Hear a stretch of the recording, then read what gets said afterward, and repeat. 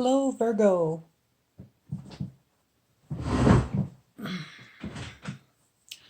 I've drawn today a 3-card spread for you using the Power Deck by Lynn V. However, 4 cards came out for you during the pull, during the drawing. So we have 1 card for your situation and then 2 cards, not just 1, for your challenge. And the remaining card is the advice, or the guidance, I should say. So with the Power Deck, the contemplation of the artwork on each card is also important. So while I'm reading the little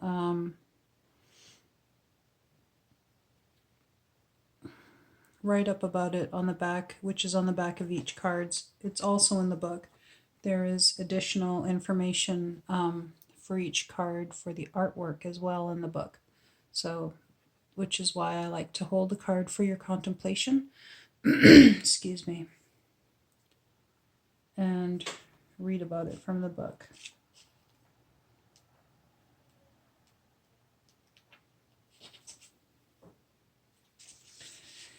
So for your situation, you have magic.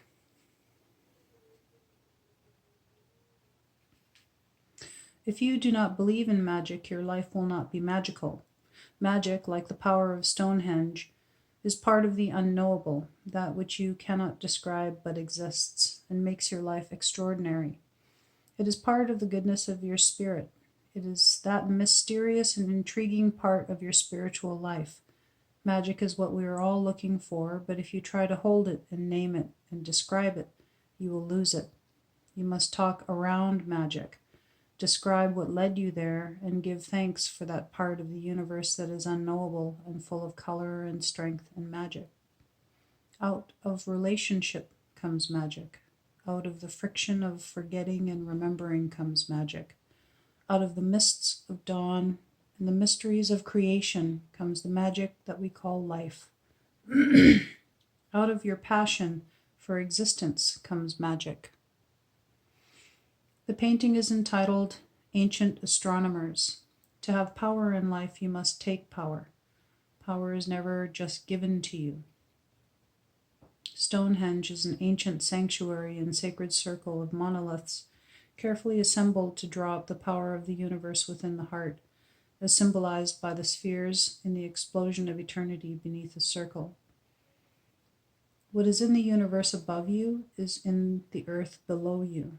To understand magic and illumination in the East, you must place yourself as an antenna, standing in your power. Bring down the energy and power of the universe and bring up the energy and power that resides within Mother Earth. Stand as a mediator between these two sources of power. This is how magic begins in your life. So this is the first reading where, excuse me, where I have drawn 1 card from each direction. So in the Power Deck, there are 44 cards divided up into directional cards. And in the Medicine Wheel, we have the North, the South, the East, and the West. And the North is the place of the spirit, the South is the place, the direction for the physical, the East is the direction for the mind, and the West is the place where the teachings of the West teach us about our emotions. And you have an East card, a South card, a West card, and a North card. So generally, this shows me that right now you seem to be quite balanced in all of the different directions and teachings of each direction in your life. And so just needing to reiterate, paying attention to the lessons for each card in this reading, and that will be your main guidance. So for your challenge, like I said, I drew 2 cards. The first is Trust, which is a South teaching. South card and teaching.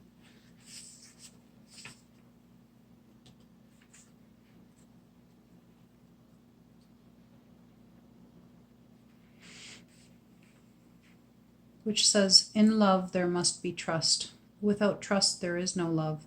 Jealousy is an illness of the mind and heart. Trust lives in the lodge of your innocence."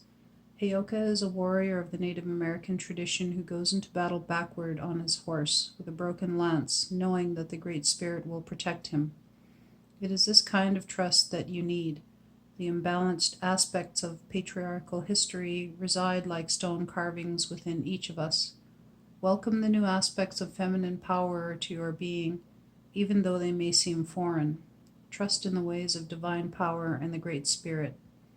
Know that you are made of this divine power and live with trust in your heart. The painting is entitled "Time Has Come." Pictured are two Balinese women. They carry parasols that symbolize the welcoming of the deities. The stone carvings depict the Maya god, rain god Chak, and the Aztec god of wisdom Quetzalcoatl, welcoming the feminine consciousness of the planet Venus in the sky. This is a painting of invitation and honor to the new aspects of feminine consciousness in the South by the ancient aspects of patriarchal consciousness. This history resides within each of us. To find a balance of trust within ourselves, we need to know about our own history. Examine what is instinctual within you and what is male and female, trusting that you will find the answers you need to bring you into power. This will also bring those around you into trust, for if those around you do not trust you, they will eventually try to destroy your power.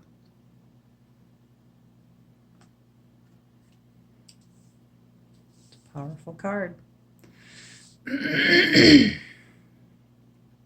And for the secondary card for your challenge for this week,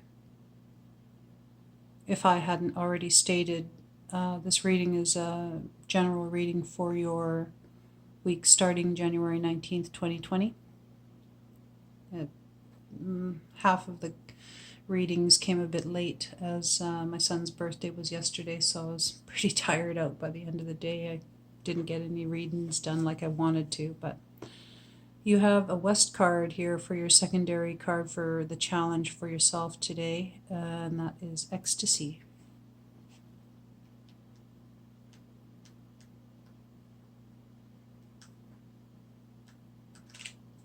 Oops. Now I gotta go back to find it. There we go. I don't know if you can see that. Ecstasy is a buoyant state of joy. One of the finest ways to maintain a state of joyousness is to examine the dark side of your being, that instinctual nature that most human beings repress in civilized life. Within this instinctual nature are the seeds of ecstasy. We tend to live in our minds, in our emotions, occasionally in spirit, and almost never in our instinctual depths. We are born as wild as mountain lions, but live most of our lives like sheep, forgetting and denying whole parts of ourselves. Sit on the earth with your back against a tree and get in touch with your roots, which move deep into Middle Earth.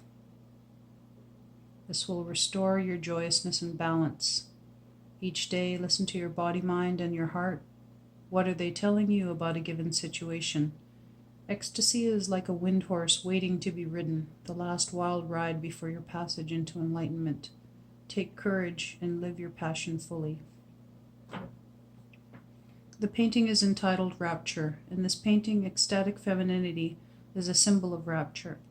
It shows that these stones are really alive, that nature is alive. True ecstasy is reached when we understand that we are a part of every living thing and that the sphere of universal knowledge is within our own process.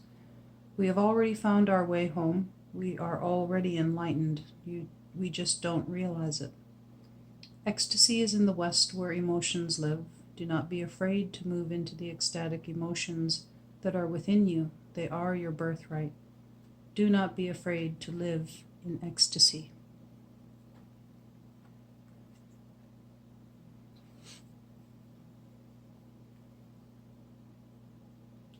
Very profound trust and ecstasy for your challenge. These two cards go together. The lessons in the cards, I think. They really resonate with each other. Because how are you to live in ecstasy, in an ecstatic state without trust? I don't believe that's possible. So for your guidance card this week, we have drawn courage, which is a teaching of the North.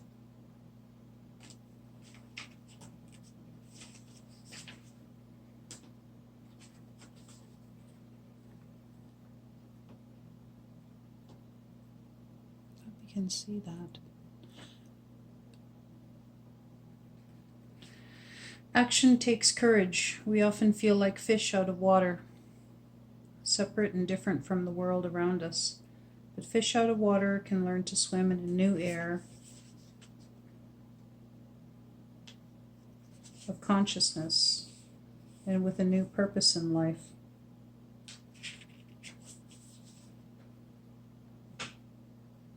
Perhaps it is identification with objects and clinging to addictions that keeps you from feeling separate from the source of your power. Perhaps it is not only a dependence on drugs, sex, or alcohol, but also addictions like the fear of failure, the need for approval, or the fear of desertion. Discover your own power and meaning by having the courage to give up your addictions, then live your life, then live your power with courage. The painting is entitled Where Heart and Spirit Travel. It portrays an idea beyond what we usually experience, two fish swimming out of water through a forest of transcendent spirit. These fish could be your transcendent spirit moving down the path toward higher consciousness, with the high Himalayas of Great Spirit looking over you. It takes courage to walk this path, to go beyond the boundaries of your ideas and your imagination. Do not be limited by your belief systems. Courage is the teaching of the North and the teaching of Spirit on the path to power. Well, it was a very beautiful reading. I learn as much from every reading that I do as I did when I practiced with the Power Deck years ago when it first came out, I think I believe it was 1991. At any rate, at that time, I used it specifically for my own purposes, just for me. And I had since found it was re-released not too long ago by Lynn V. And between that time, I was an avid fan of her books that she wrote as she learned about shamanism and being a medicine woman in her life. She wrote about all of her mystical experiences in several books that she has released, and I found the experiences that I had with the Power Deck to be just what it says it is, powerful. And now at this completely different stage in my life, I've been able to be one of the first to get my hands on the new Power Deck, which she had re-released, like I said, and had also revamped. So it's like a new and improved Power Deck. There is also another Oracle deck that is maybe out now. I'm not exactly sure if it's out now or if it's just coming out, but I do believe it's available now that I want to get and start doing readings with. But for now, this journey of mine has started on a wonderful foot, and readings like this are just inspiring for me because, like I said, I learn as much from them as hopefully you take away with. And I'm so thankful that you were able to join me today and watch my video. I really hope that you enjoyed it. And if you did, please give me a thumbs up. Leave me a comment if you wish. Subscribe if it is resonating with you. And join me back again here on Sundays. I'll be here every week doing a weekly reading for you.